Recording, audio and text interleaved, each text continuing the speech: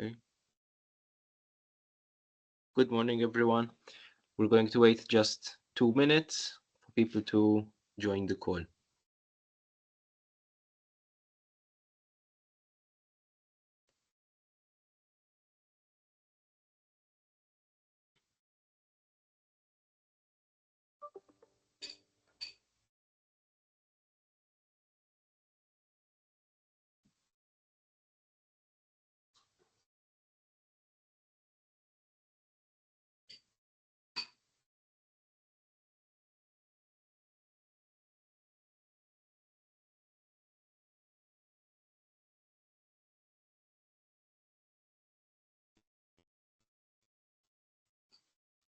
Okay, I think we can get started. Good morning, everybody.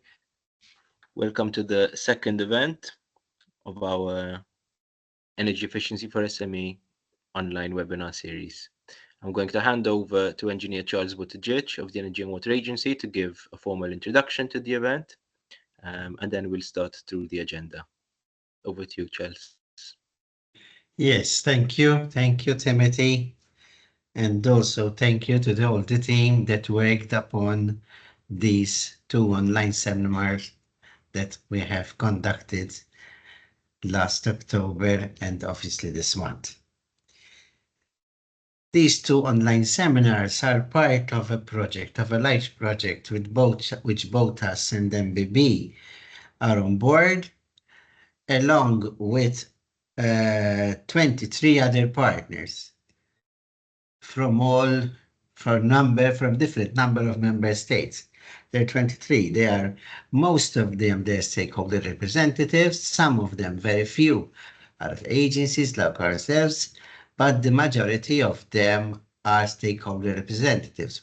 And of course, the project leader is also, let's say, the main stakeholder representative in the EU, which is Eurochamber, which gathers all the stakeholder representatives. It's a 36-month project, E4SME. We've already passed the second year, so we've got one more year to go. The aim of the project was actually to support the accommodation and the food services, manufacturing of food products, etc., and manufacture of metalworks, and their task to always be more sustainable. Their tasks were obviously divided between us all, but I think each member state had to choose a particular enterprise, a type of enterprise, and concentrate its effort on it, but that obviously not stop there. And us as Malta, we concentrated on the accommodation sector, in particular the guest houses, where a number of energy audits were carried out. The project has now been finalized, and the official findings will be out by the end of this month. As I said, that is what EWA has done, but MBB has also had a more also equally difficult task to gather all of the financial possibilities available to enterprise and gather them in one document. This is also will be available, and I think Timothy can shed further light on this. So what was the actual task of this whole thing, E4SME? One thing was definitely the sharing of knowledge between us member states, the sharing of perspectives, even on the islands. As I said, conducting energy audits and promoting energy audits, supporting SMEs as much as possible through our schemes, and us and both MBB approach a number of SMEs these past 2 years already, and I'm sure we're going to continue to do so.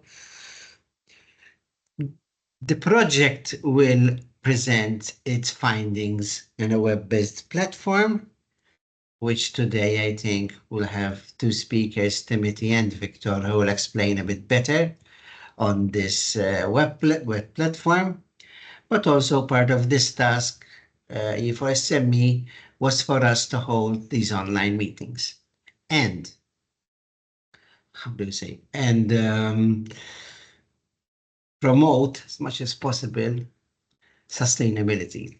Last meeting, there was an effort on certification and an effort on renewables, for example, while in this meeting, there will be an effort on funding possibilities and energy auditing. I leave everyone for a healthy meeting and I pass the floor back to you, Tim. Thank you very much, Charles. Our first speaker today is engineer Lorna Taliana from the Energy and Water Enterprise. Over to you, Lorna. Thanks. Good morning, everyone. As explained by Timothy, I work within the Energy and Water Agency, and I'd like to start this session with explaining a bit the benefits of energy audits and what we do in order to support this process. First, briefly, what we as an agency do. Some of you might not be familiar with our role. The agency, which operates within the Ministry for Energy, Environment and the Rehabilitation of the Grand Harbour, is responsible for quite a vast remit that has to do with energy and water conservation. As an agency, we work on implementing EU directives that are directly related to energy and water efficiency. We're responsible to formulate, analyze, and even propose policies that have to do with this theme. We do projections and reporting in relation to directives that have to do with both water and energy conservation. And an important part is also that we do reach out within the local community in order to implement projects and support systems to help a vast range of stakeholders, starting from the individuals within the households all the way up to large enterprises and volunteer organizations, in order to be able to implement measures in order to save energy and water. We are mainly composed of 3 units, which is the water unit, who focuses on the river-based management plan, projects that have to do with water conservation. You might have been familiar with the water BD change campaign that was held in the past 3 years, which was also a live project. We have the energy unit, which focuses on energy efficiency and renewables directive. Basically, recently we've been working on the offshore wind policy that has been launched in order to be able to implement solar and wind production systems on our seas. And at the core of these 2 units are our unit, which is the stakeholder support unit. Basically, our role is to engage with all the stakeholders out there. As I said, we work both within households through visits, we work with the voluntary sector through schemes, we work through SMEs through schemes, and through large enterprises. We implement both projects and initiatives directly within our agency, but we also help to bridge the gap between companies most of the time and other government entities that you will be spoken to about within this meeting, in order to facilitate communication and help these companies implement projects and make use of support systems that are available within our government system.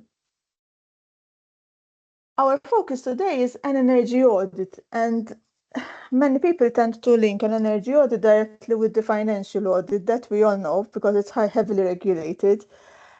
It's quite a similar thing, with the difference that it's not intended as a regulation, although there are obligations related to it, but it's intended as a benefit for the company itself. Basically, an energy audit is a systematic procedure where you basically dissect all the energy consumption within your company, analyze it, and propose improvements that can be done within your company to reduce energy consumption. Now, we always speak of energy auditing, but being Malta heavily reliant on reverse osmosis in order to produce our water, Locally, energy and water are very tight-knit when it comes to energy consumption. Our water consumes energy significantly. Therefore, in a local context, when we speak of energy auditing, we also look at water consumption and how that can be saved. So both water and energy fall under this capping. What does it involve? As a basic rule, one, there are certified energy auditors, so not anybody, any engineer or technical professional can do an energy auditor. There's a specific training that these go through, and all energy auditors that are operational and registered in Malta are registered under the Regulator for Energy and Water Services, the REWS. This is a public list that can be found, so anyone wishing to embark on this can contact any number. There are more than 120 professionals at this stage on this list, so anyone is free to contact them. There are contact details in order to engage a person to do this process. However, what we always highlight, and it's important, this process is not done just by the external auditor. This process has to be a hand-holding exercise between both company and auditor. Whilst it's the responsibility of the auditor to bring his technical expertise and make a plan of how the audit will be done, analyze the data that has to be provided, or do metering, break down this information to come up with a with a general breakdown of how energy is consumed within your company. And most importantly, suggest improvements. It is important that all along the company is open to this exercise, because it's the company that has to provide information on how they operate, what plans do they have in the future. It is the company that has to share information about their consumption from their metering data, from their utility bills. The auditor also necessitates to visit physically the company to make observations. So there has to be someone at the company that is linked to the auditor in order to facilitate all these. There is also a big element of discussion between both, what the company might see feasible as an implementation or what proposals the auditor comes up with that make sense, that link very much closely to the business plans of the company. It's useless that the auditor proposes that you change machinery when you know that you are in a position you cannot do that.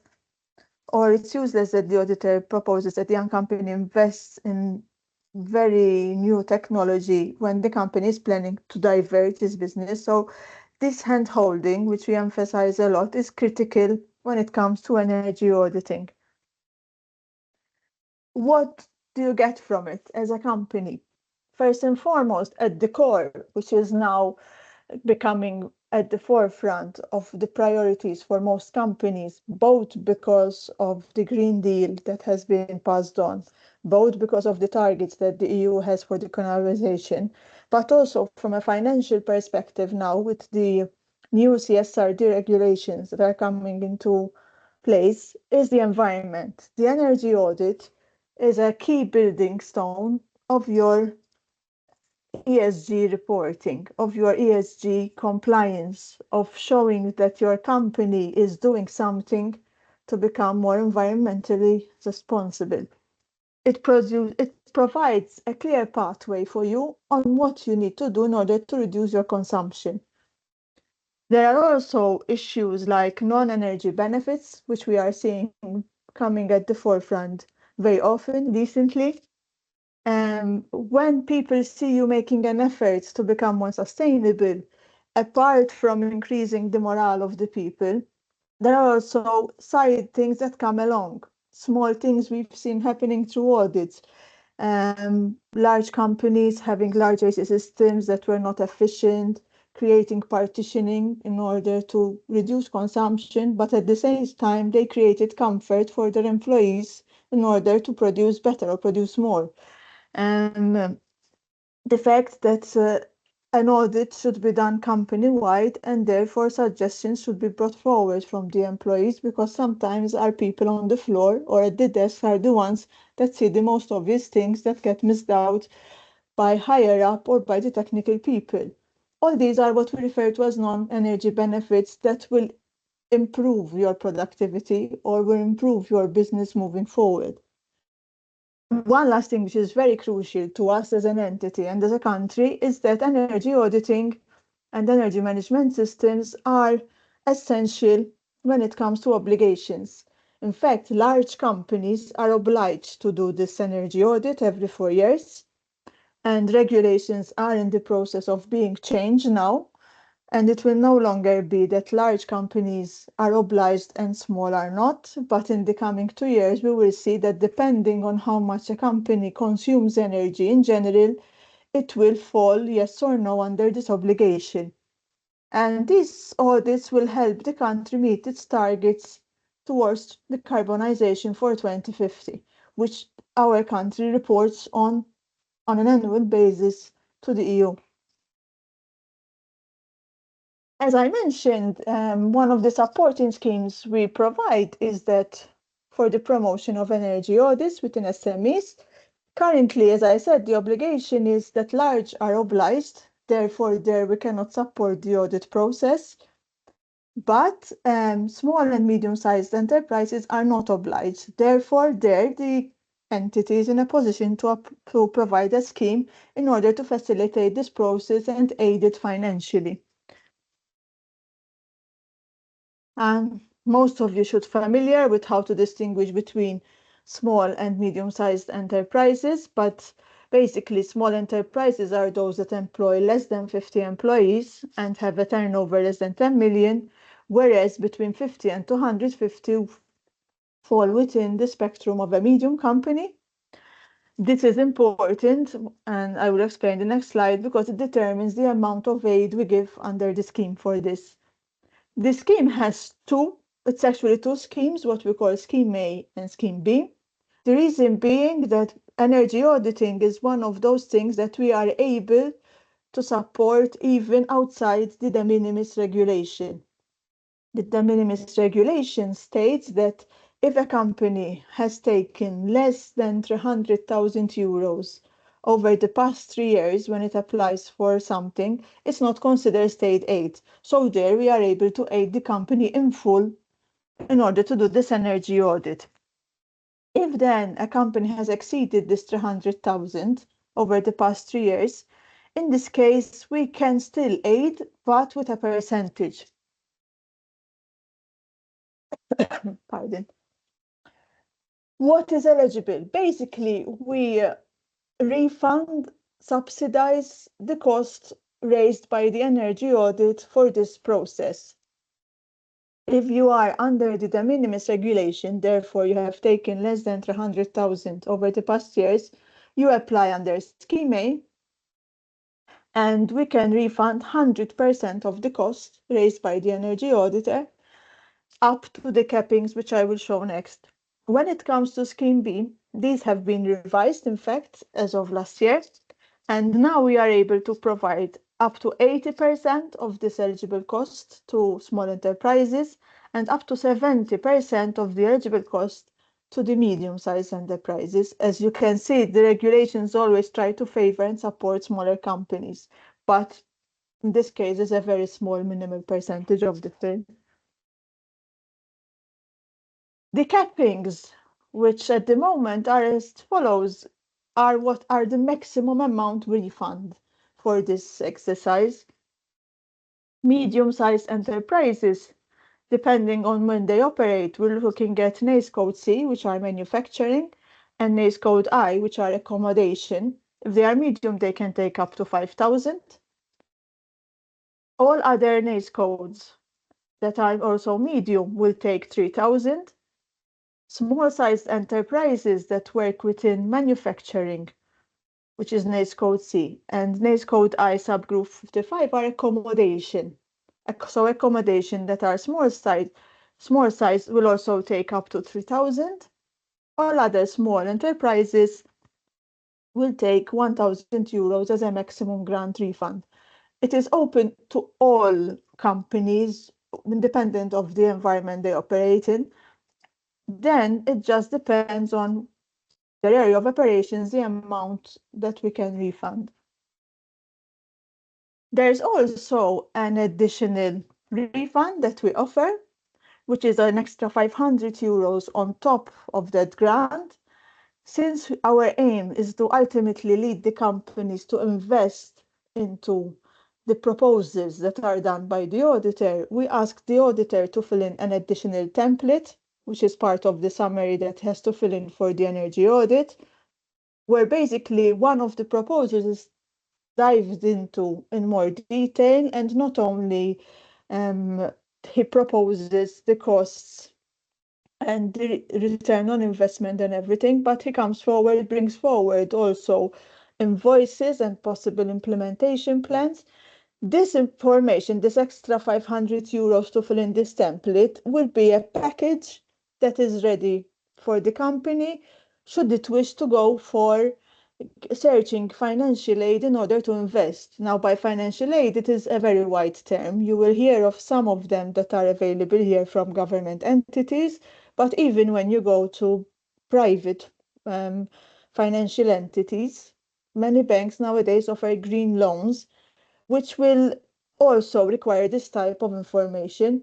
So what we're saying is, on top of the audit, the auditor can prepare this small pack on one of the proposals that the company feels it will most likely go for, and have it ready for when it goes to apply to this financial aid.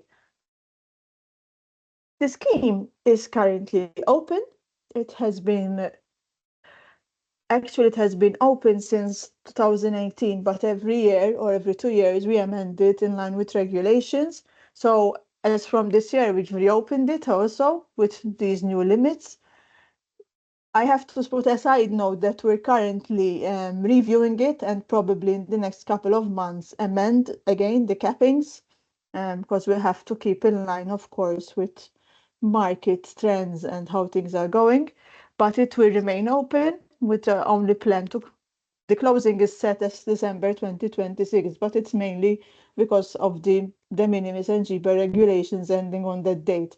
So as far as we've been an agency, I think we've had the scheme and we plan to keep supporting.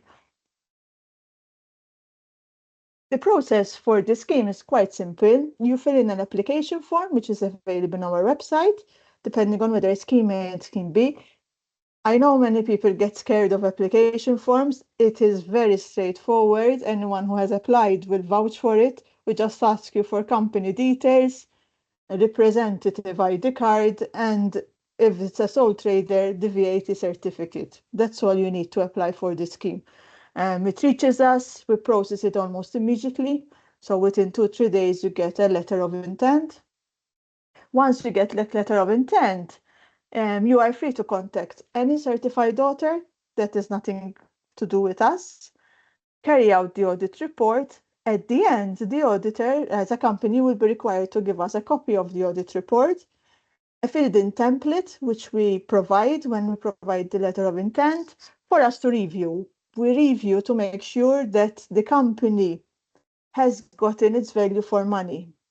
Sometimes we do find some missing information which should be there, and in that case, we'll go back to the company and tell her, listen, you need to add this and this. Speak to your auditor.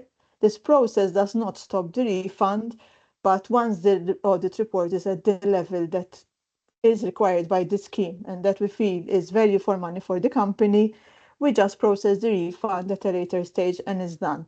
The company has to pay the auditor for this service. Once the company gives us the fiscal receipt, we refund according to the letter of intent, according to its operations and capping, etc. Simple as that. If, aside from the audit report, the optional template is filled in, we refund the capping plus the extra 500 euros. I urge you to follow our website. All the schemes, there's a direct link to our schemes where you find all the information. Should anyone have any particular query that doesn't have to do with energy auditing only, even if you're trying to implement a project that has to do with energy efficiency, or water efficiency and you don't know where to go or what applies for you as a scheme or where to start from. Our direct email for our office stakeholder support is energyefficiency@gov.mt. So do feel free to contact us at any point so we can guide you and offer you any support you might need. Thank you very much. Thank you. Thank you, Luna. I encourage anyone with questions about the energy audit to get in touch at that email. After each presentation, I will allow a chance for some questions. We are running a bit over time, so I will go to the next presentation, which is by Mr. Hubert de Bono from the Embassy Hotel in Valletta. So we will be presenting a case study which will guide businesses who want to renovate their buildings on what kind of outcomes and opportunities you can expect from an actual business. So thank you. Over to you, Mr. de Bono. Morning, everyone. Thank you, Tim. So we have been asked to share our experience of actually conducting an energy audit, and I would like to share with you our presentation. Second.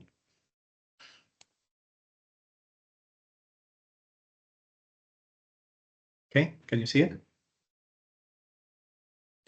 Can see it, yes, looks good. Okay. Yes. So this is the Embassy Valletta Hotel. This is our rooftop. And as by way of to start, I will give you a brief introduction about the actual location of the building and the building itself, because it goes back to the early 1800s, where it was actually the location of one of the first hotels in Malta. It was called the Mediterranean Hotel. Then later on, in 1858, it was changed. It was changed to the Imperial Hotel, and after that, even renamed as the St. James Hotel. During the war, the building was bombed down as well, and then in 1954, instead of the demolished St. James Hotel, the Embassy complex was built, and here it was essentially a cinema theater complex. At first, it comprised of three separate cinemas called the Ambassador, Joyel, and Jawra. And this went on from the 1950s to the 1990s. Maybe some of you or most of you will remember this building. In the year 2000, the building was taken over by our company, and it was totally renovated, and it was turned into a shopping complex with a cinema theater, with 6 cinema theaters. Then in 2019, the building was again repurposed. The cinemas from the top floors were moved down to the basement levels. We have 4 levels under the underground, because they were occupying prime space in the top floors for a cinema that has no windows. It didn't make any sense, and also with the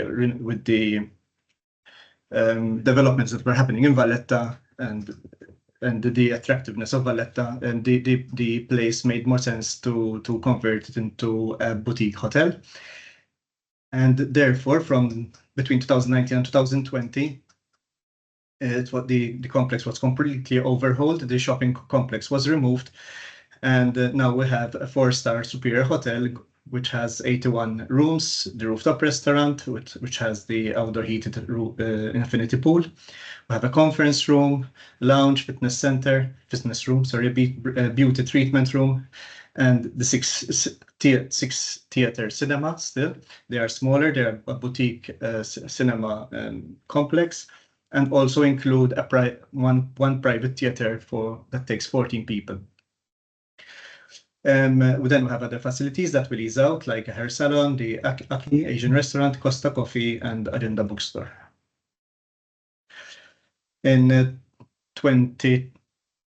This is the situation to date in 2024. We are now Green Key certified. We got the certification last year. So this year we got it again. It was renewed for the 2nd year.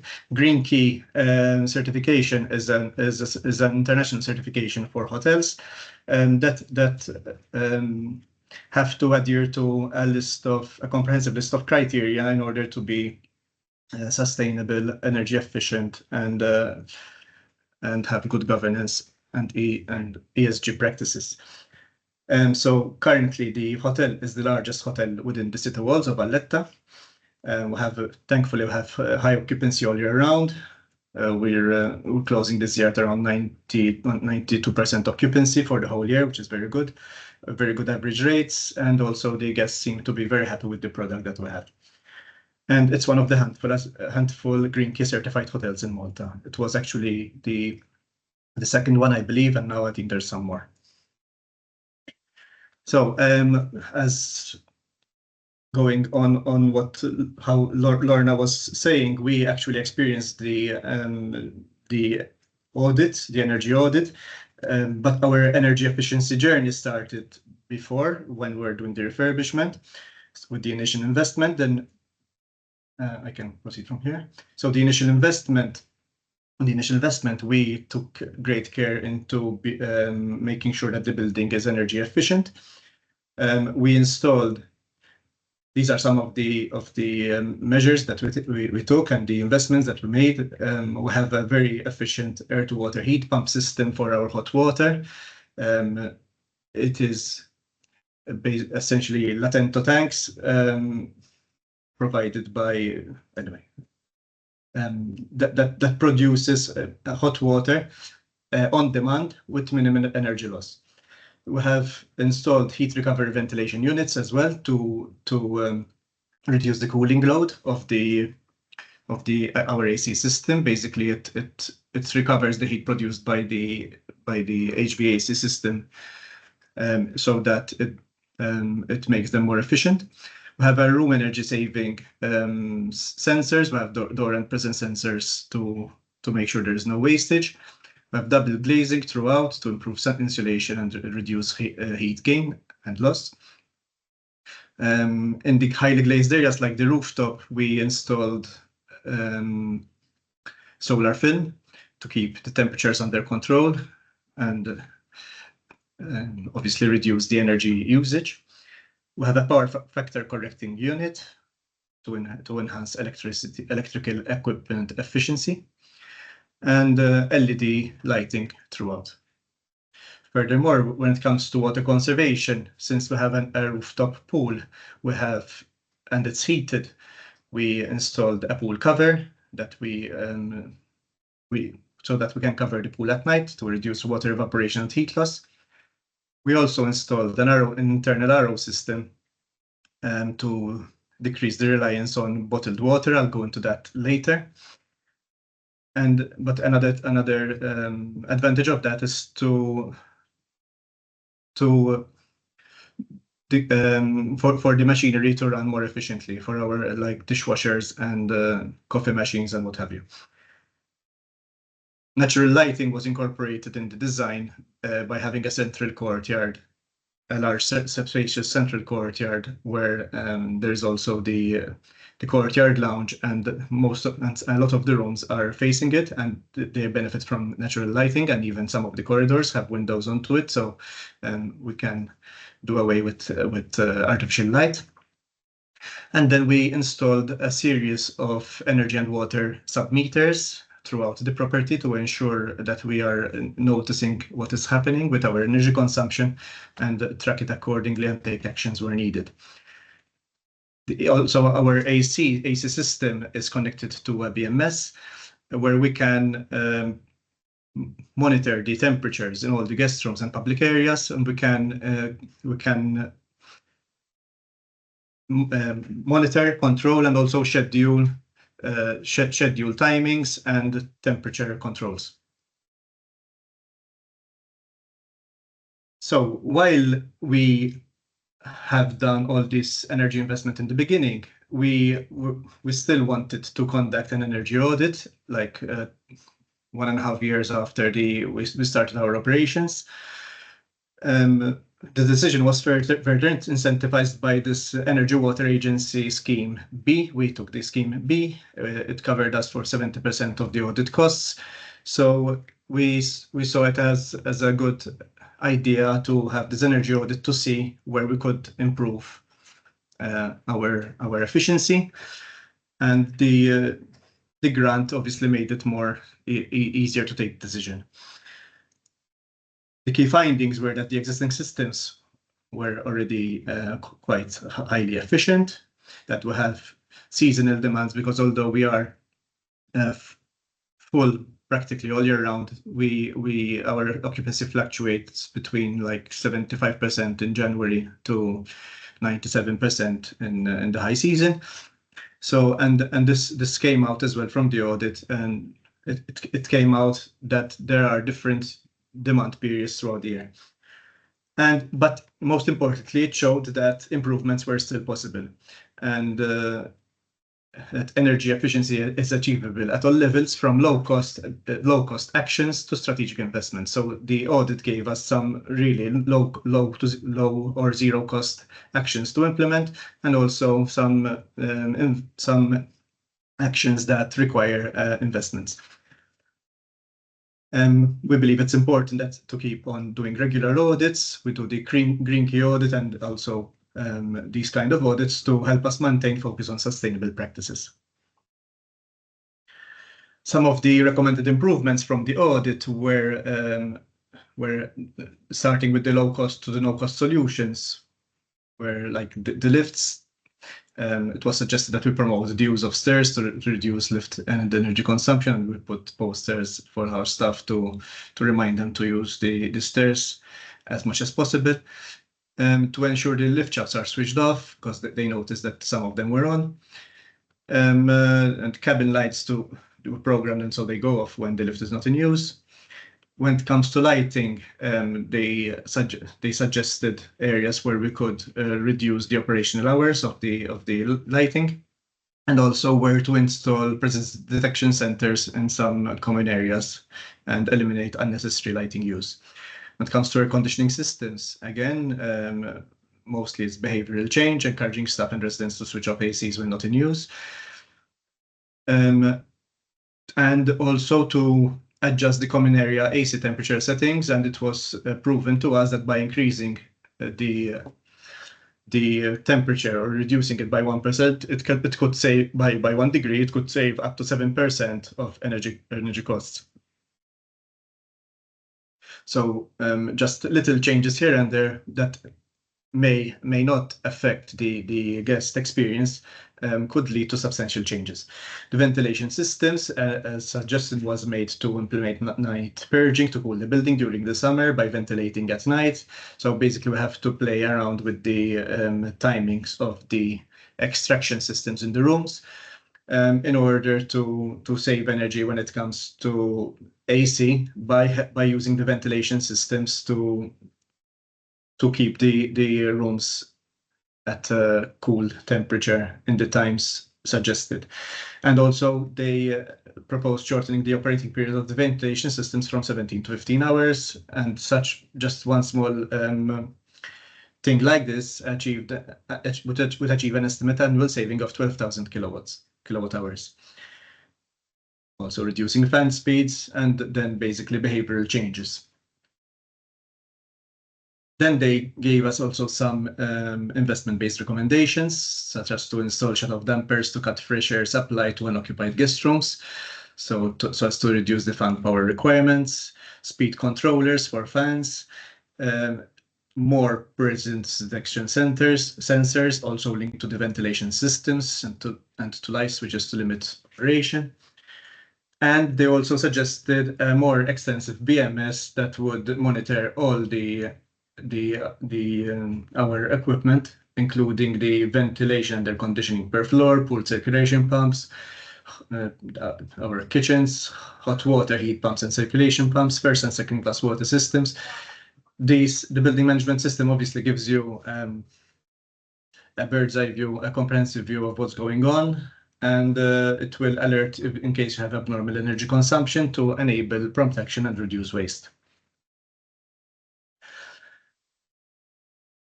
They gave us some figures for the projected savings. For example, from the lighting adjustments mentioned, we could save around 6,000 kilowatt hours annually. From the ventilation enhancements, around 35,000 kilowatt hours annually. So these figures then can be used for you to do a cost benefit analysis and see what kind of payback you're talking about for the investment made. And obviously then there are also these grants that Lorna was mentioning that perhaps could also be taken on board. Challenges encountered. There's obviously a high upfront investment for some of the improvements mentioned, and for us, guest comfort is paramount. So we have to be very careful when introducing some energy saving measures to be sure that our guests' experience is not affected. Other lessons that were learned, that even with existing efficiency investments, audits can identify additional opportunities. And then you can prioritize no-cost and low-cost improvements alongside with high-impact investments. So besides this, we as a hotel and a Green Key certified property, we're also constantly looking for other ways of reducing our carbon footprint and being more efficient. One simple but effective initiative was to with the target of reducing waste and transportation emissions, was to eliminate the use of glass water bottles. So as I mentioned before, we installed a reverse osmosis system connected to various parts of the building. And so with this, first of all, just to clarify, a glass water bottle coming to being served on a table in the restaurant or being presented in a room obviously has to come from the manufacturer abroad. In our case, because we use a high quality foreign water, it's been transported to Malta. It is handled in house, then it is consumed. Then we have to sort it, send it for collection to a recycling facility in Malta, and probably it will also have to go back abroad. So one single glass bottle, has a considerable journey in its life cycle. So this was our intention this is why we decided to take this initiative. So in the guest rooms, we provided our guests with elegant carafes for guests to fill the water at their convenience, and we provided RO dispensers in every floor. And it is one thing that the guests really mention a lot and appreciate. And also in the restaurant, we're now providing unlimited still or sparkling water to our guests, to our patrons.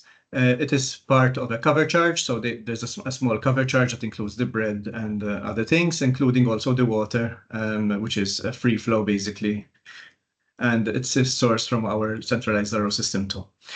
When it comes to our breakfast, we have a buffet service, and we managed to eliminate all types of single-use containers, and we also always prioritize on local and organic products wherever possible, thus reducing packaging and waste. Other initiatives, we provide eco-friendly supplies and products in the rooms. Eco-friendly doesn't mean low quality. In fact, we like in the rooms we provide L'Occitane amenities. They come in these 300 milliliter bottles, but again these are then refilled from 1 liter bags, and all this packaging is made from recycled material and is fully recyclable. Various other things like all the amenities that we provide in the rooms, your vanity kits and dental kits and whatever, they're all in eco packaging. The cleaning detergent that we use are all biodegradable. All paper products that we use are with the eco label. Even a simple thing like the coffee capsules in the room are biodegradable. We have a fleet of 3 EVs, electric vehicles, for our guest transfers from the airport and all over Malta, and they're all branded with our logo. Other measures, We are in collaboration with the Valletta Local Council for the Green the City Tree Planting Initiative, where we are sponsoring a number of trees to be placed in different parts of the city. And then continually, we are trying to find ways of reducing paper usage by automating internal processes. For example, when it comes to the guest check-in, we don't use registration cards anymore. We use a tablet. And then also to communicate with the guests, we have an app and or use WhatsApp. So, and even in our internal checks and checklists, we don't use papers, but we use different kinds of apps. And we also carry out comprehensive staff training on sustainability. And then we have the green key audits, which happen yearly to ensure that we are constantly improving when it comes to energy efficiency and all these things. And they make sure that we have regular meetings about the actions to be taken and that everything is minuted and logged, and they need to see the progress in order to keep giving you the certification year after year. Okay, that's it from me. Any questions, maybe? Thank you. Thank you very much, Mr. De Bono. What I like about your presentation is how many different areas it covers. And in fact, I have a question myself. I'm going to post it in the Q&A section. Mhm. The Q&A section is very useful because people can ask without needing to, make themselves heard throughout the event, and they can ask questions about any presentation throughout the event. So let's take any questions in the Q&A, and the speakers can keep answering them on an ongoing basis. We already had one from Franklin Grima, which was answered by Lorna from EWA. In the meanwhile, I will go to the next presentation to make sure that we finish by 11:30. I'm now introducing Nadia Grek and Brenda Broch from Malta Enterprise. So we can see some of the grants which are available to businesses like the embassy to implement the energy efficiency or other sustainability projects which a business may want to implement. And with that funding, it also helps the ROI. Thank you. Thank you. Thank you, Timothy, and good morning to everyone, and thank you for joining this morning's presentation. I'm going to share my screen. I hope we don't encounter any issues. Can you see my screen, please?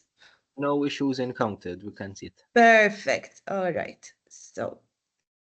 So as Timothy was saying previously, I will be presenting one of the sustainable schemes that we currently have running at Malta Enterprise. It is the Smart and Sustainable scheme, which has been running for more than 2 years now. And we have helped a number of companies to implement their initiatives to implement sustainable practices and even digitalized measures.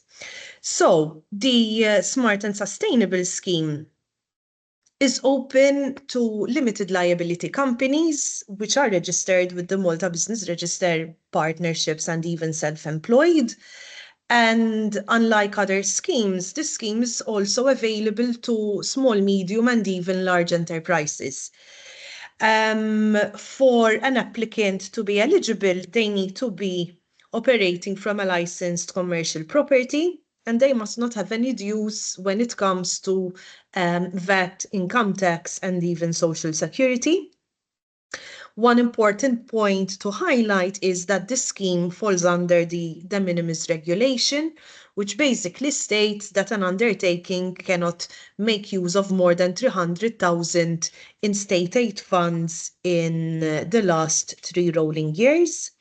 And applicants must have at least one full-time employee registered with Jobs Plus at the time of application.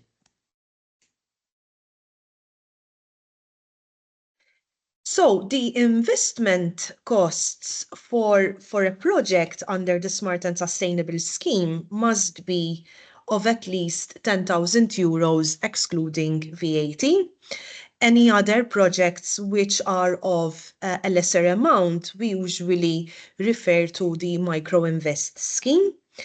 And with regards to projects which are eligible, the replacement of any equipment, plant, or machinery that has almost reached or has reached the usable life of that particular equipment being upgraded shall not be considered eligible. Now, projects must be completed within a duration of 12 months, and any investment supported under this scheme must be retained by the beneficiary for a minimum of 3 rolling years. Any projects which have started before the approval of Malta Enterprise will not be considered, so it's important that any costs incurred have to be initiated after our approval. So the scheme is targeting the replacement, modification, or else add-on of current machinery and processes. So if, for example, you have a hotel or a guest house whereby you are extending parts of your operations, any investment required for the extension of this new section will not be eligible. So the scheme is targeting the replacement, modification, or we are also accepting add-ons of current machinery, equipment, and even processes of the operation.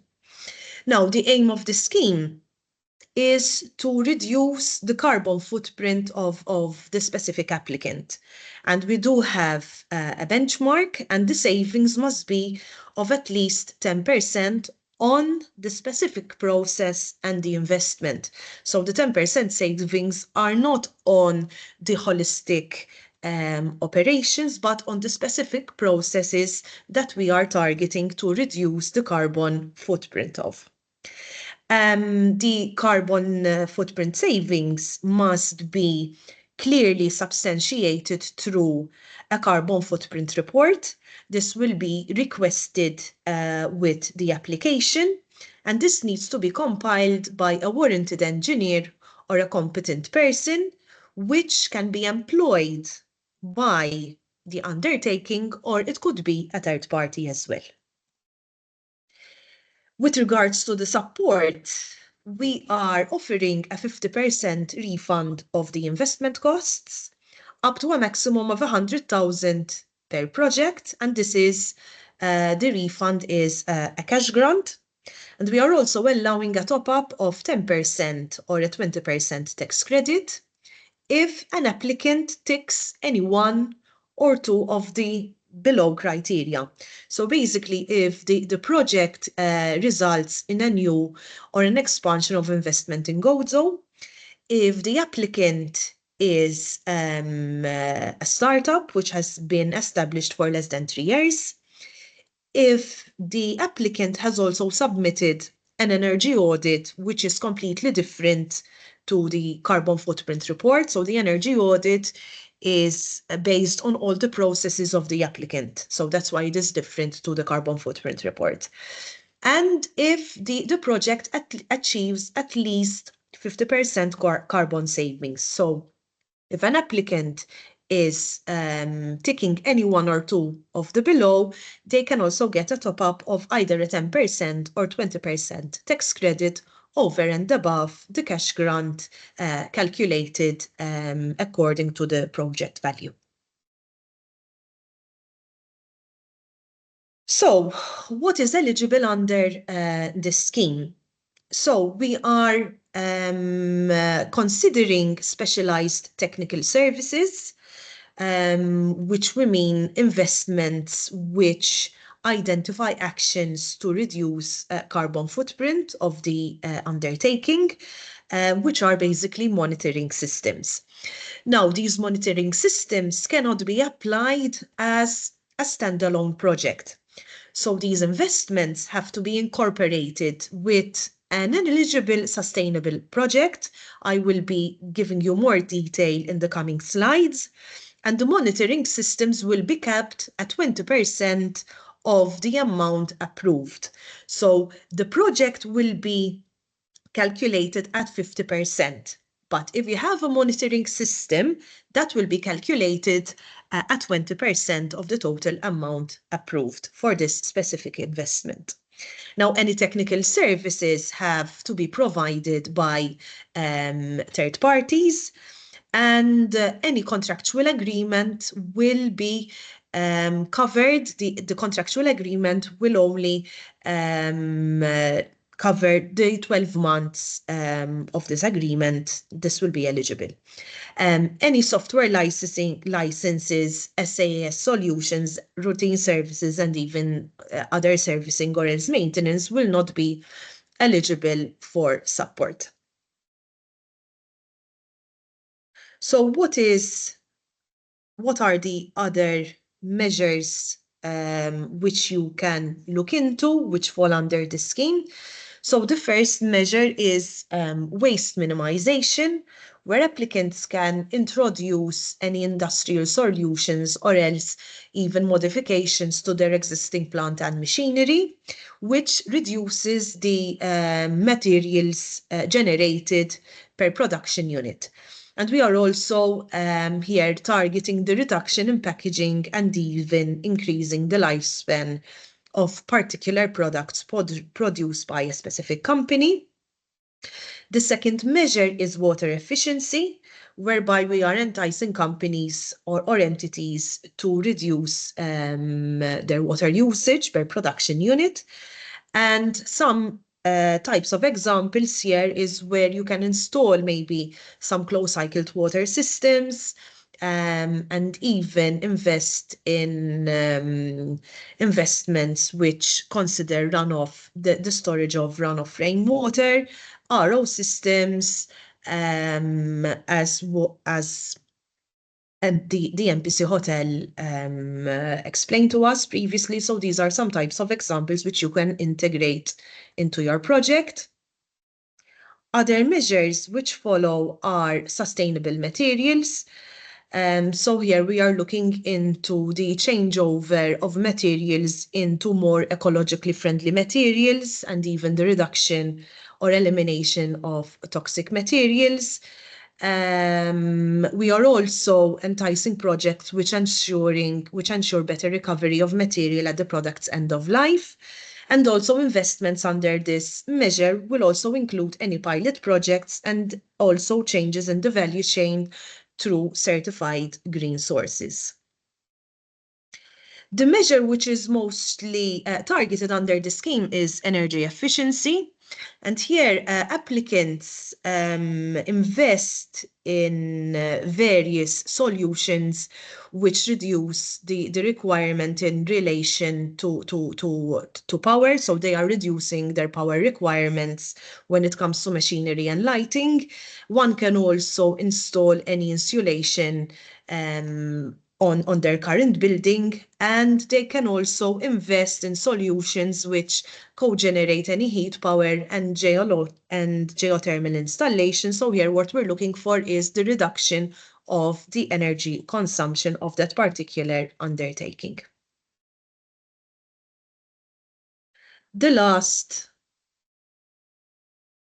measure is sustainable digitalization. And this measure is basically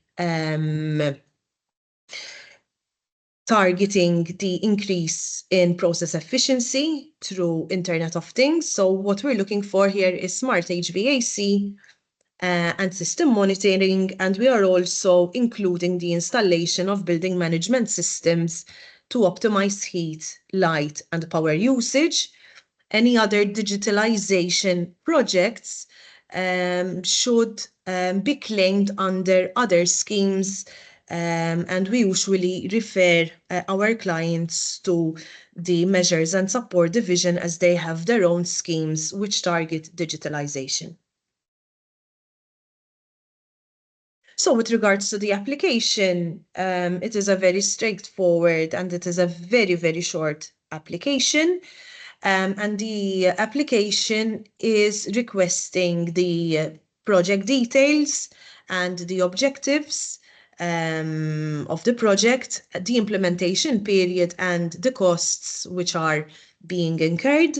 We are also requesting a carbon footprint report, and this report is basically highlighting the current consumption for the specific measure that you are applying under. And we're also requesting the forecast so that we will be able to identify the savings with regards to the consumption and the carbon emissions for the current and for the forecast. The application is requesting the results to be achieved, which emanate from the carbon footprint report. And with regards to the supporting documentation being requested, we are asking for permits. We are also asking for quotations for the different investment costs, but for each investment, we are only requesting one quotation only. We are also requesting compliance certificates and audited accounts. With regards to applications, the scheme is open until the 30th of November of 2026, and we are encouraging any potential applicants to contact us. Here you have my contact details. If you have any specific questions directed to the scheme, please feel free to come forward. We can set up an online meeting, or else we are also giving you the opportunity to set up a site visit so that together with my colleagues we'll be able to go into your project in further details, and we can also provide you with suggestions and the types of projects that you can implement within your organization. Thank you very much. Thank you, Nadia. What I can say is that anytime businesses which have come to MBB have been interested in the grants which Nadia is responsible for, Nadia has always been very quick to reply, very quick to set up a meeting, and very helpful. So thank you. Thank So you. don't Thanks, hesitate Timothy. to reach out to her. I have Thank you. two questions for you in the Q&A if you want to answer them. Yes, I tightly. will reply to them individually. Yes. Thank you. Thank And you. there's one for Mr. Hubert De Bono as well. Next over to Brenda Borch of Malt Enterprise. Okay, so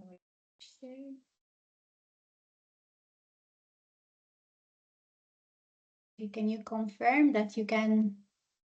Confirmed. Thank you, Brenda. Great. So good morning, everyone, and thank you for being here. Just like my colleague Nadia, I come from Malt Enterprise, specifically the Sustainability Unit, and I manage the Green Mobility Scheme. So as we all know, transport systems are crucial for businesses, but unfortunately also a major contributor to greenhouse gas emissions and other pollutants. In view of the Green Deal's targets for Europe to become the first climate neutral continent by 2050, tangible actions are required to speed up our transition to electric and cleaner vehicles. And it is in this context that Malt Enterprise recently launched the Green Mobility Scheme to support the transition to more sustainable vehicles used by businesses for the transportation of goods and people. So let's look closer at this incentive and what it has to offer. So this scheme is twofold because it can support investments in charging infrastructures required for vehicles that are an integral part of a business activity, and it also supports the leasing of clean or zero emissions business-related vehicles. The incentive can provide support both in form of tax credits and financial grants. So the following are some conditions that will determine the applicant's eligibility. The business activity has to be fully registered with MBR at the time of application and must employ at least 5 full-time employees that are registered with Jobs Plus. Applicants requesting support on investments in charging infrastructure must have premises that are adequate for the charging facilities and registered as commercial premises. Applicants must also be eligible to receive aid as per GBER conditions, that is, including not being a public entity and not being an undertaking in difficulty. Applicants must also ensure that they have no dues related to VAT, income tax, and social security contributions, and if there is a repayment agreement in place proof of this repayment with respective department has to be shown.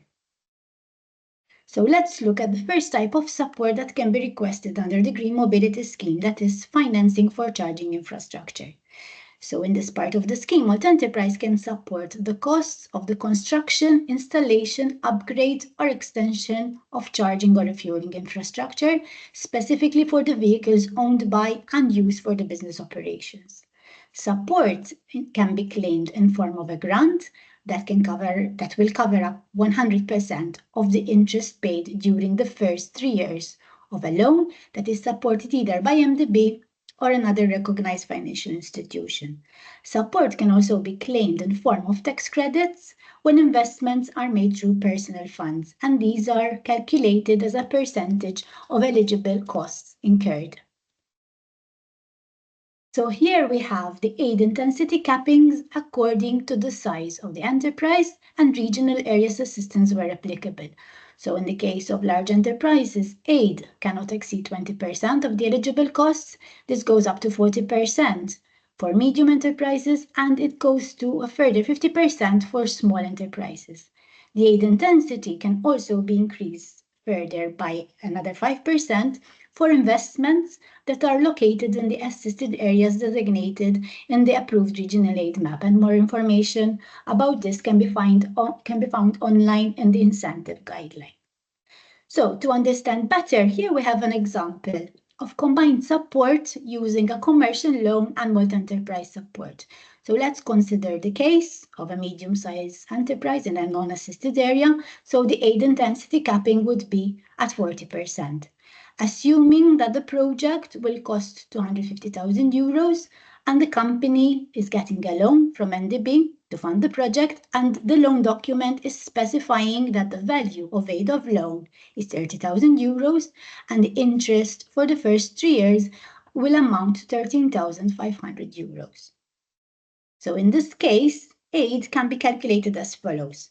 40% aid intensity on the project cost value of 250,000 euros will give us an amount of 100,000 euros. Then we have to deduct the 30,000 euro value of loan from MDB, hence leaving us with 70,000 euros. And this is the maximum support available for this company in our example under the Green Mobility Scheme. So support will be split as follows. The company can claim a cash grant of 13,500 euros to cover the first 3-year interest total, and the remaining 56,500 euros can be claimed as tax credits.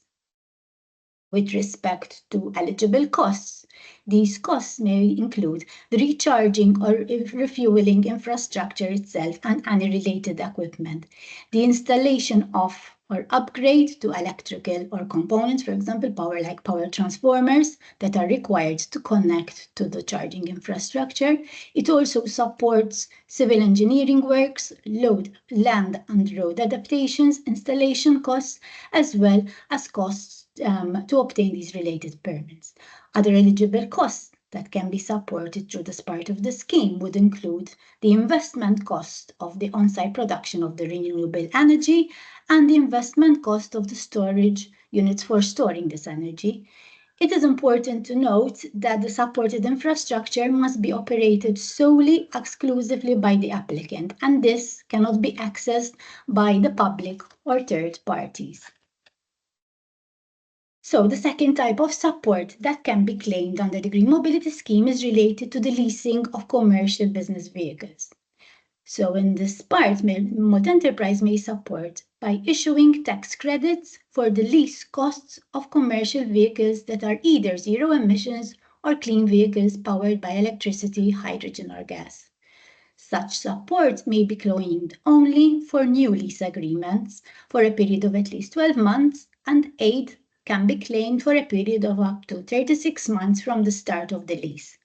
No support can be approved on leases that have commenced prior to the approval of multi-enterprise. The aid is in form of tax credits, which cover a percentage of the eligible cost, that is, the extra cost of leasing a cleaner or zero-emission vehicles. And this is calculated as the difference between the net present value of the lease cost of a clean or zero-emission vehicle and the net present value of the lease cost of a standard combustion vehicle, which have to be of the same category, same specification, same model. To note that costs linked to operating the vehicle, like insurance, energy costs, and maintenance, these are not included as eligible costs, irrespective if these are included in the lease agreement.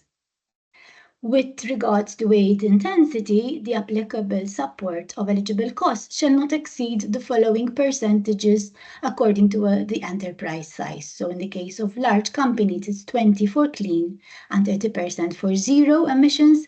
For medium, it's 40% for clean and 50 for zero. And for small undertakings, 50% for clean, and it goes up to 60% for zero emissions vehicles.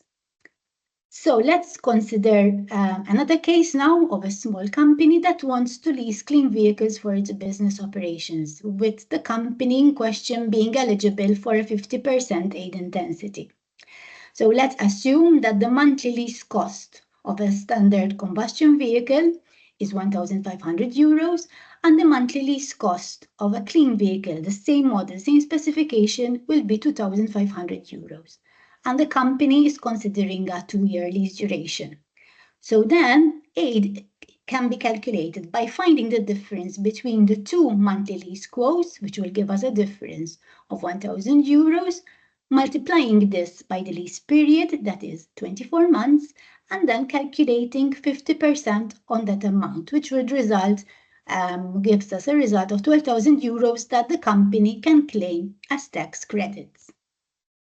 Now, last but not least, something about the application process. So the application form can be downloaded from the Malta Enterprise website, and then requested additional documents have to be submitted to the client's portal.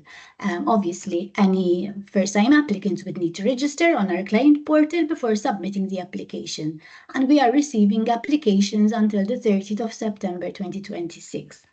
So as we already discussed, it is important to note that this scheme has two different application forms according to the type of support being requested, that is the charging infrastructure and leasing of vehicles. But both can be applied for at the same time in parallel. With respect to the recharging infrastructure, together with the application and project details, applicants would need to fill in a project cost breakdown annex and submit the required signed declarations from an engineer and an architect. Whereas with respect to leasing of clean vehicles, together with the application and project details, we require the lease cost quote for two comparable vehicles, so these have to be submitted.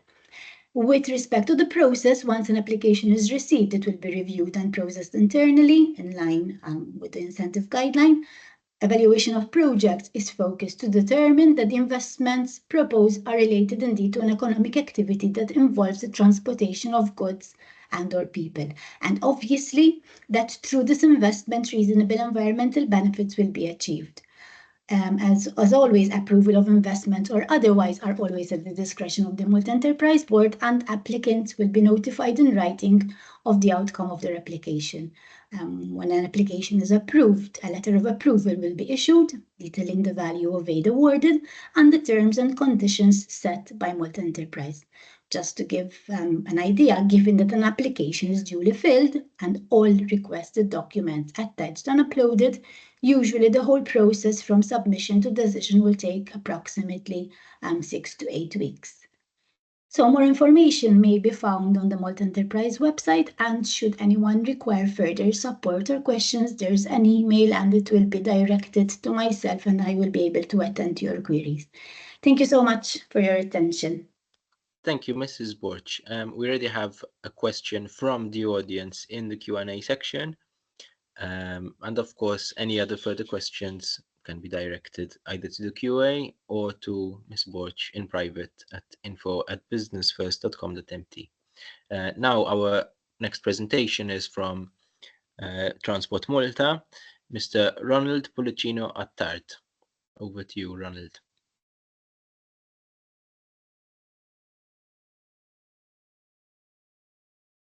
Good morning to all. I don't know whether you're seeing the presentation yet. I think not. Yes. Not yet. Now? Yes, thank you. Okay. So good morning. I'm calling over from The Hague right now. So if you see some people walking behind me, is because I'm in a hotel lobby. So you have to bear with me on that. So yes, the presentation is about our schemes on the new EV vehicle, electric vehicles, and other transport matter schemes aimed at sustainable mobility and also more accessible mobility. So as a summary, here we have a list of the ongoing schemes that we have so far and that we will also have next year. So we have the scheme on the registration of new or used electric vehicles, and so also on pedelecs, on power assisted bicycles. We have the scheme on the registration and purchase of kick scooters, the scheme for the conversion of internal combustion vehicles to also run on LPG, whether as an alternative to petrol or in addition to diesel. We have the scheme for the conversion of existing internal combustion engine vehicles to be able to run on electric drivetrains, the scheme for the registration of regional accessible vehicles for use for higher end rewards, so for taxis and Y vehicles, the scheme for the installation of photovoltaic vehicle panels on vehicles, on heavy duty vehicles, and the scheme for the conversion of bicycles to pedelecs, to being power assisted vehicles. The main topic of today, this is a screenshot from the website where you can find these schemes and then can access the different criteria and eligibility criteria and other information for each scheme. The main focus of today is on the new EV and pedelec scheme.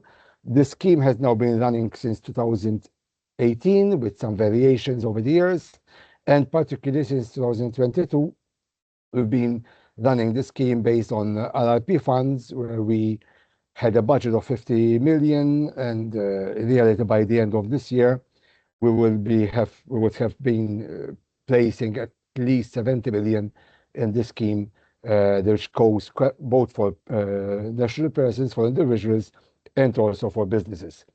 This is a bit of a summary of the scheme as of this year, how it's available in terms of grant payments, depending on the type of vehicle being registered. Okay, so pedelecs, we already discussed them. There's these bicycles with an electric battery, an electric motor. Therefore, the category Ls are how we refer to motorcycles and small tricycles and quadricycles. To give you an idea of quadricycles, we're talking about these type of vehicles like Maltapost are using, those red small four-wheelers, which they use for carriage of goods. Those are quadricycles, L7Es, and they get this type of grant amount. Then M1 and N1s, these are the normal cars and vans, and they are the familiar by now grant of 11,000 per vehicle. And then we go up to minibuses, small trucks, coaches, and big trucks, and they get the grant calculations as shown in here.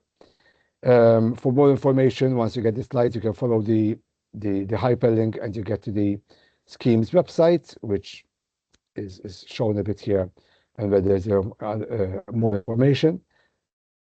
Then we also have an additional scrappage scheme associated or linked with the main grant scheme. So, so far, applicants who register an electric vehicle and ask for the grant may also scrap a vehicle which is at least 10 years old and claim these scrappage grants as well, going from 500 euros if they scrap a motorcycle, all the way to 50,000 euros if one scraps a coach, an old coach, and there's always the additional 1,000 euros if the scrapped vehicle was registered in Gozo before the budget of 2021, so 11th October 2021, and remains registered in Gozo up to the date of scrappage. Okay, this scheme is not available for entities which are directly or indirectly controlled by government, or which are funded through public funds. Okay, otherwise, the scheme is open to national persons, to business undertakings, be it sole traders, so the self-employed, companies, partnerships, trusts, associations, and any other form of business undertaking, voluntary organizations, and we also had instances of applications from entities which do not fall under any of these categories. For example, the church schools, which are not NGOs, which are not business undertakings, they are definitely not national persons, but they are still entities, and those then have to be evaluated on a case by case, depending to see whether they fit within the eligibility criteria of the LRP and of the state aid regulations in this case. As I mentioned, the scheme is offered under two different state aid rules. The de minimis was already mentioned by in previous presentations, where we, as a granting authority, we can allocate an arbitrary grant amount depending on the type of vehicle being registered. So the amounts shown in 2 slides ago, for example, the €12,000 grant plus scrappage grant for cars. But there is the 300,000 threshold over 3 fiscal years applying to the single undertaking, okay, to the company applying and to any company which is related, meaning either controls that company or is controlled by that company. So the 300,000 income, so when it comes to group of companies, for example, has to be seen over the full group of companies. Then we also offer the scheme under GBER, the General Block Exemption. This is available for those companies, those business undertakings who cannot use the de minimis because the 300,000 limit would be a problem for them. So either because they are registering and claiming grants for a fleet of vehicles or for very big vehicles like the coaches and the concrete mixer that we have already granted. In those cases, the 300,000 limit was an issue because, of course, the grant amount had to be bigger than that. Also, it's available for companies or undertakings who have used their de minimis quota, as to say, with other national funds like the PV installations or microinvest or other type of national funds, and therefore they cannot use the de minimis, and in that case then they would opt to use GBER. The difference that under GBER we cannot allocate a fixed grant amount by vehicle category, but the grant amounts has to be calculated on a case by case, similar to the vehicle lease grant of multi-enterprise, where here we see the costs to purchase the EV that the applicant would like to register, and the cost of an equivalent ICE, whether of the same model or at least same category, because there are cases where the new EV does not have an equivalent ICE model, so then we have to evaluate a bit and find the suitable equivalent. Once we know the difference in the cost, then we apply a percentage depending on the small, medium, or large size of the enterprise, with the percentage being going from 60% of the investment cost, or that means of the difference between the EV cost and the ICE cost, 60% for small enterprise, all the way down to 30% for the large enterprises. Okay, and 50 for medium. In this case, there's no threshold that applies.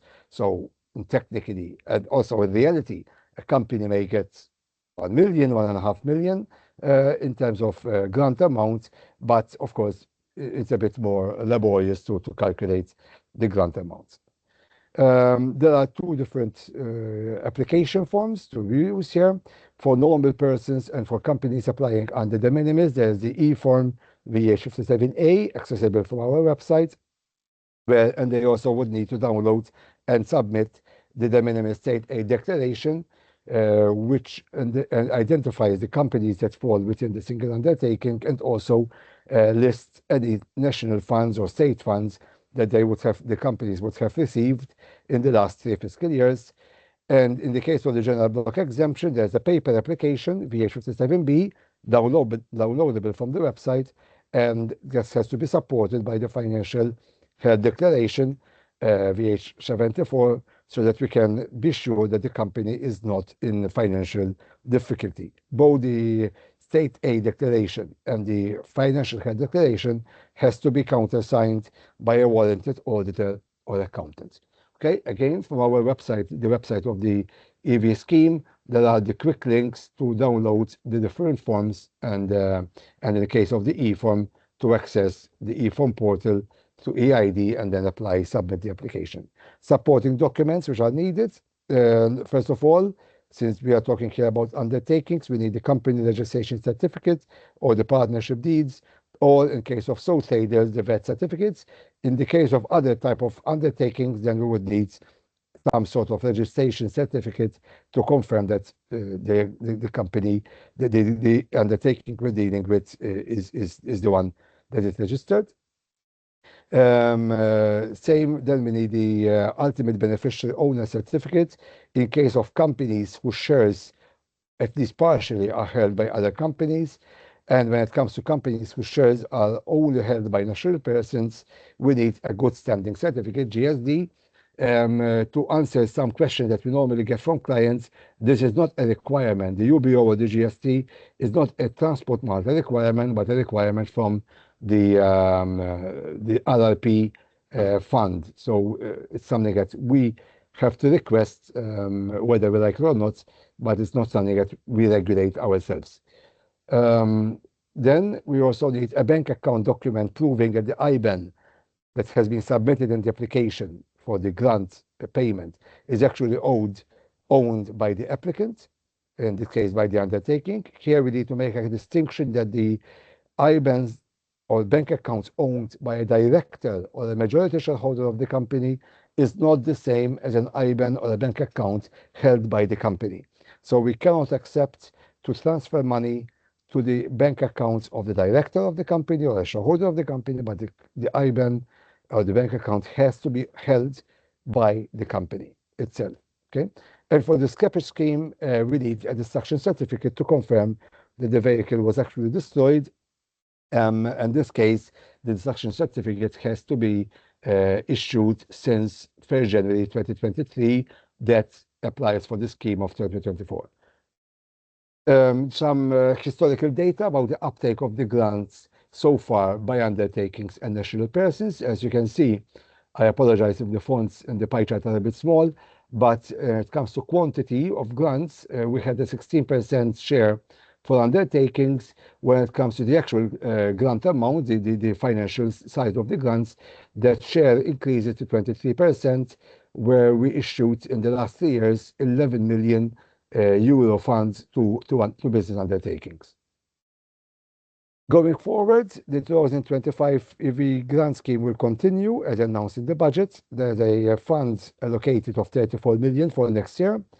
As again published during the budget speech, the grant amounts are expected to shrink a bit in size to a amount declared in the budget of 8,000 per vehicle when it comes to cars, but more details will follow once we publish the actual scheme. There will be other changes, but we'll be able to comment and discuss those once we have the final scheme published. If you have any queries or you need to ask or get clarifications, you may either contact me directly on the email shown here or the phone number shown here, or else contact us on the generic email incentives@ltd.tm at transport.gov.mt, and we will be more than happy to assist you. That's all from my end. Thank you very much for your time, especially given that you are, abroad and at a hotel. So we appreciate it. So the final intervention today will be by myself and Victor Frigeri, but we'll only keep it to a couple of minutes since we're running late. I'm going to show you the IMPAWatt website, which is a tool involved in the energy efficiency project about which this event is today.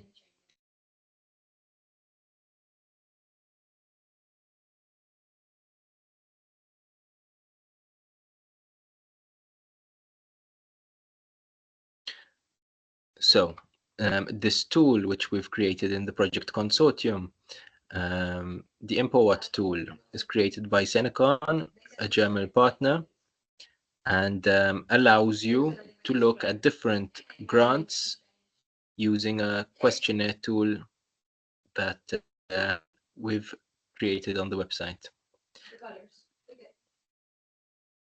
So the financial tool will ask you a few questions which will help you filter the grants available depending on your specifications. So obviously the first thing you're going to say is that you're from Malta.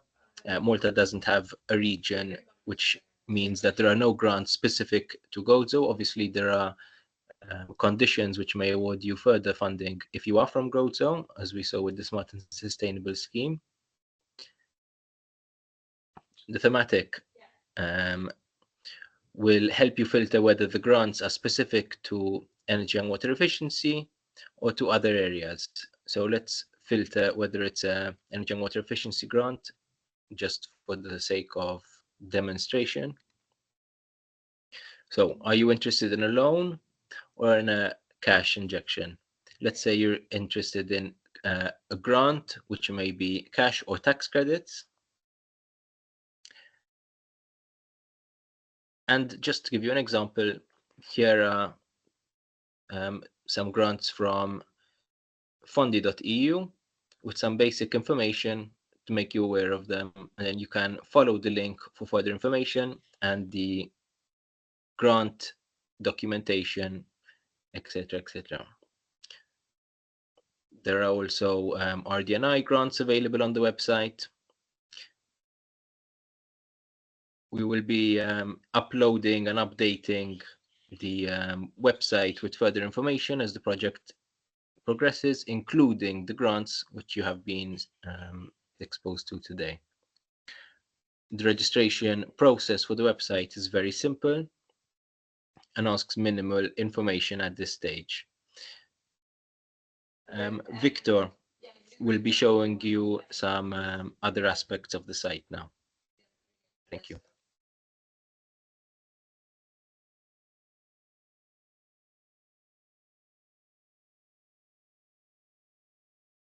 Yes. Hi, everyone. Let me share the screen.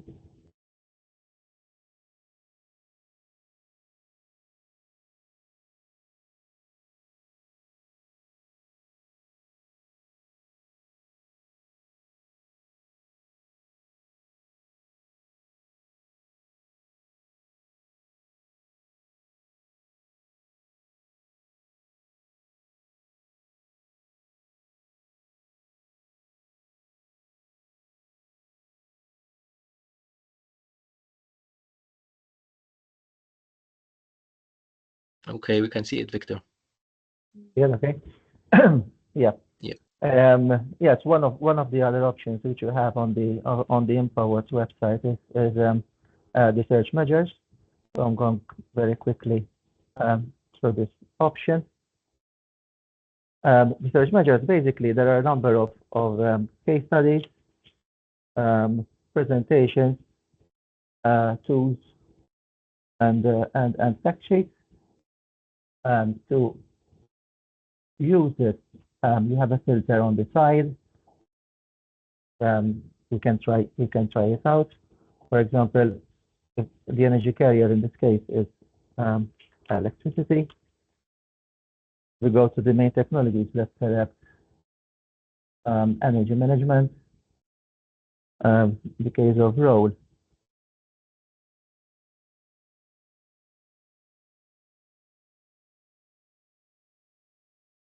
So energy manager. And switch it off. And the case of sector. First we can select accommodation.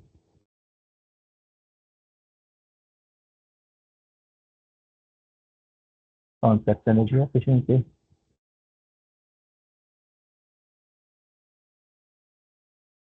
And let's select a PowerPoint presentation or a measure. Let's select a measure. Now by filtering, the system has produced 9 measures according to the selection. If we go to the one of the measures that you have here, for example, we see the checklist energy management.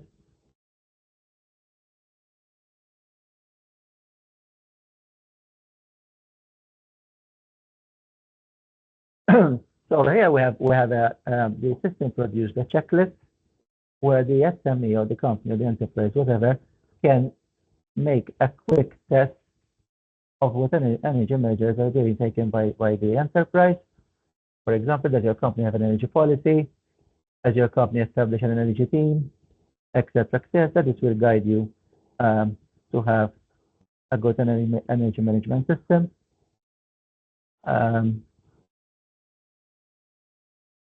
We can also select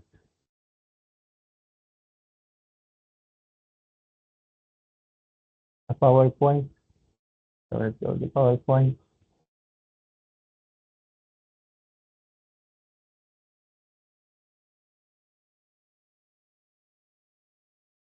So the system produced a number of PowerPoints. You can select one.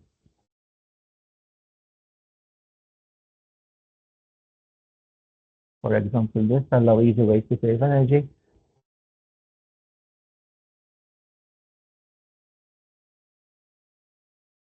And here we have a suggestion for a PowerPoint system to present to staff.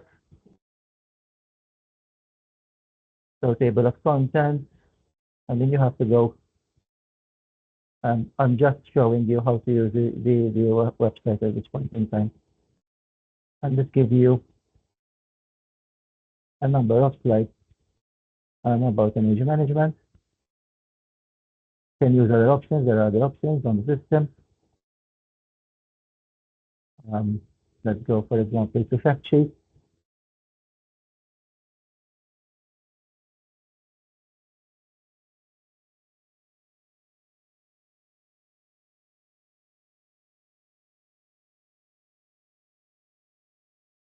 The system has gave us 3 measures for us. Let's go to best practice, for example. This is a case study of a company. So we have the summary here, the savings, and the initial situation and the measures that were taken. So this is an example of a measure that was taken by this particular company, which is shared on the website. Our intention is to have best practices of local companies as well at this point in time. And we do not have any, but if you want to share and the best practice, we can upload on the website for others to see.